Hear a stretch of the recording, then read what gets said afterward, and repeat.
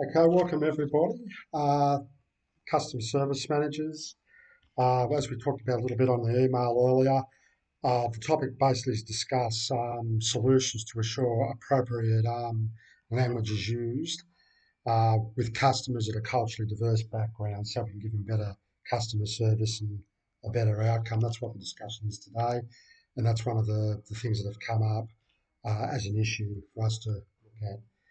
Now, obviously, we're going to be critically thinking about the use of this sort of scenario so we can improve people's customer service.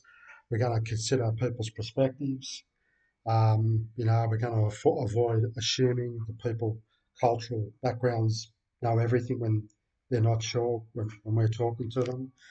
We'll be evaluating logically so they understand what we're trying to ask and what they mean. And also help us make informed decisions and solve work problems in the workplace, not just for the team, but also for the customers as well. So basically, we're going to look at the process to address communication with culturally diverse people and clients that contact us or come in and want to service here at Jealous. Okay. So the next point that I want to discuss is we must use appropriate language with culturally diverse customers. Very, very important. We must respect them. And that's in tune with the legislation that we got here at Jealous, the Racial Discrimination Act 1975, which is basically being respectful to people from cultural backgrounds, and the Anti-Discrimination Act, New South Wales 1977, where really we don't want to be using offensive language and being disrespectful. Okay. With our own policies here at Jealous, we've got the diversity policy and procedure, which is basically promoting, inclusiveness and respect. That's just with the staff, as much with our cultural staff as well as the customers. Also, the discrimination and harassment workplace bullying practice. That's obviously respecting our team, regardless of their background, also the customers we talked to on the phone. And also the customer service policy, which means a professional standard of conduct when we're dealing with our customers, and also the various people from cultural backgrounds within the organisation.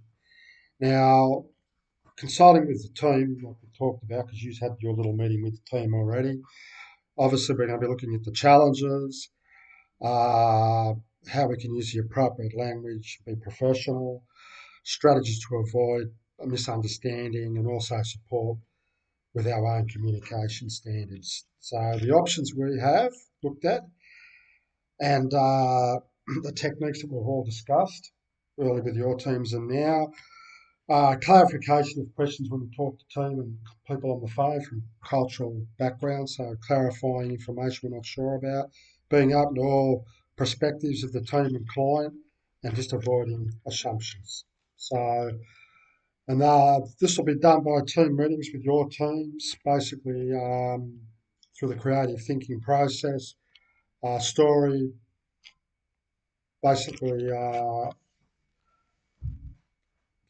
storytelling or story building, mapping storyboarding, I should say, mapping customers' interaction visually so we can see what we're doing right and how we can improve on it, brainstorming, sharing ideas with what we can do to improve cultural awareness and respect when we're dealing with customers, our own team, and also the 6 hat methods where everybody wears a different hat to evaluate ideas from different perspectives to make improve our service standards and continuous improvement.